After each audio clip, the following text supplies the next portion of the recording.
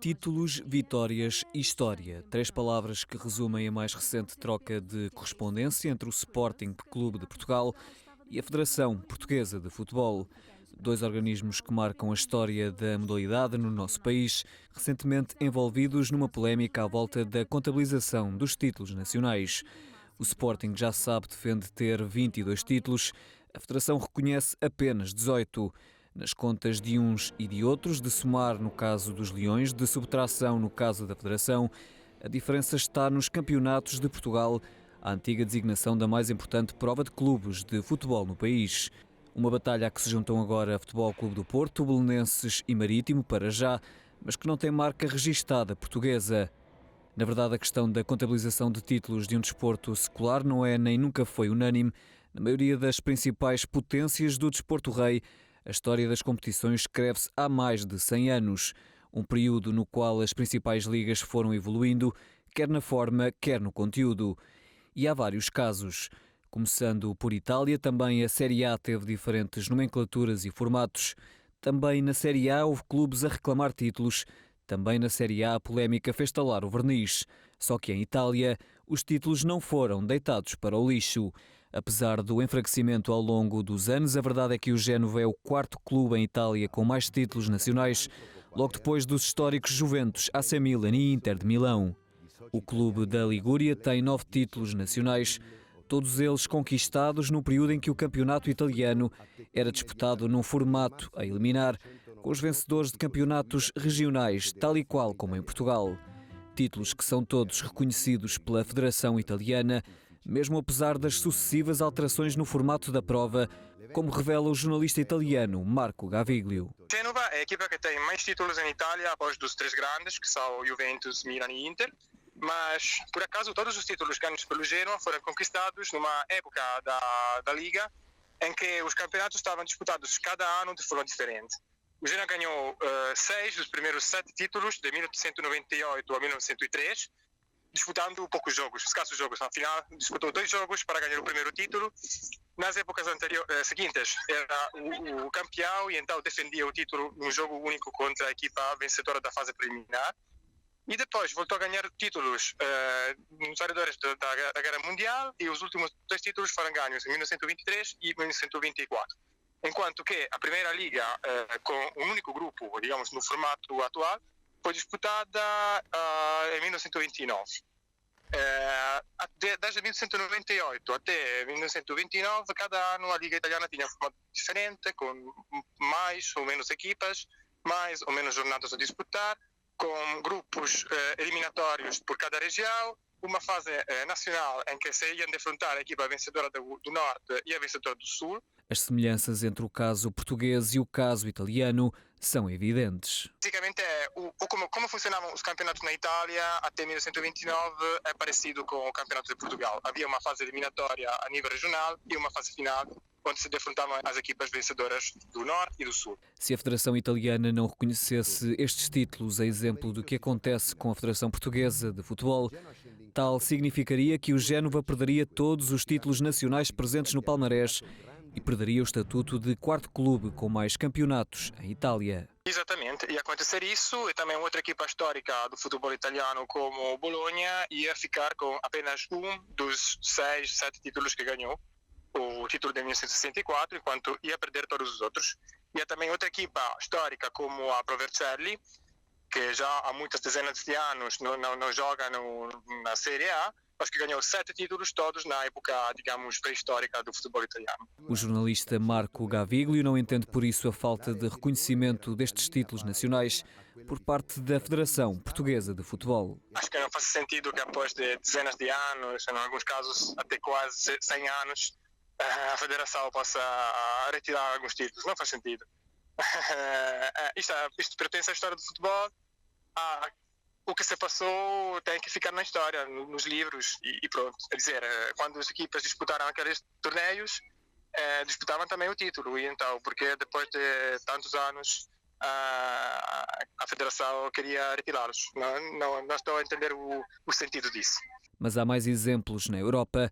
Também na Alemanha, a Bundesliga começou com um formato totalmente diferente do atual. Aliás, o organismo que tutela a competição reconhece 8 títulos ao Nuremberg, que foram conquistados ainda antes da data oficial da primeira edição da prova de clubes mais importante na Alemanha. A mais prestigiada competição da atualidade, a Premier League, tem uma história relativamente recente.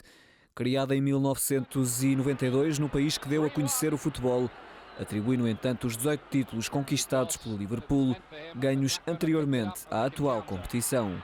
Seguimos agora para o Brasil, o país que deu a conhecer alguns dos maiores jogadores de sempre do futebol mundial. O Brasileirão, como hoje é conhecido, começou em 1971.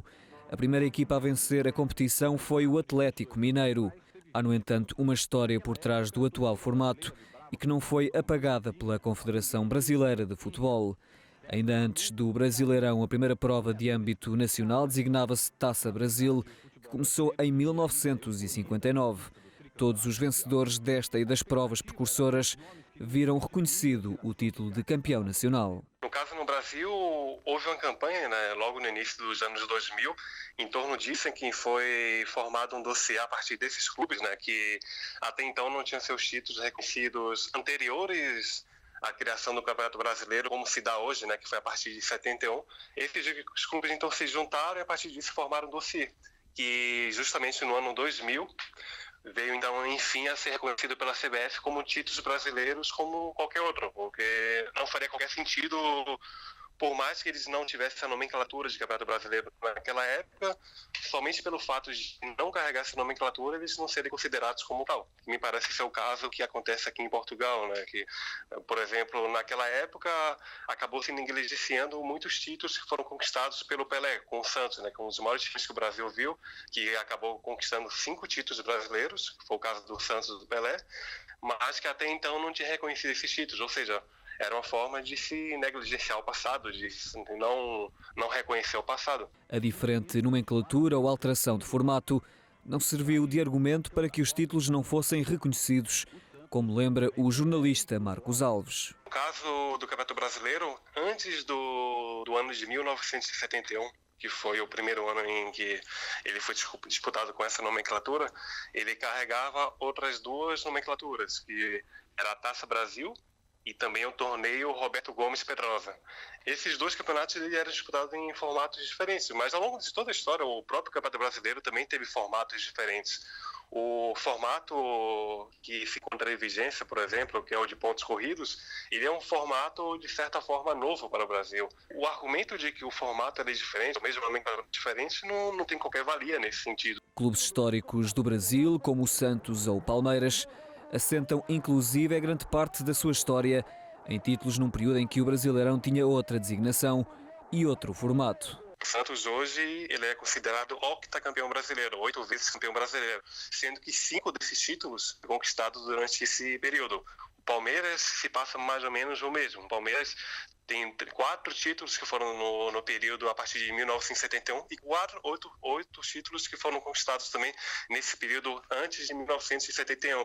Ou seja, hoje os dois maiores ganhadores do Brasil são Santos e Palmeiras, com 8 títulos cada um, sendo que, no caso do Santos, 5 títulos foram anteriores a 71 e do Palmeiras 4 títulos anteriores a 71. E outros clubes também, como o Cruzeiro, o próprio Botafogo, o Garrincha, o Bahia, também ganharam títulos nessa época. E todos eles hoje não existe nenhuma contestação em relação a esses títulos. Eles são plenamente reconhecidos e não existe mais qualquer dúvida a respeito. Tal como agora em Portugal, foi criada no Brasil uma comissão de especialistas para estudar a categorização das provas de futebol no ano 2000, depois de um estudo exaustivo apoiado em documentos oficiais e jornais da época.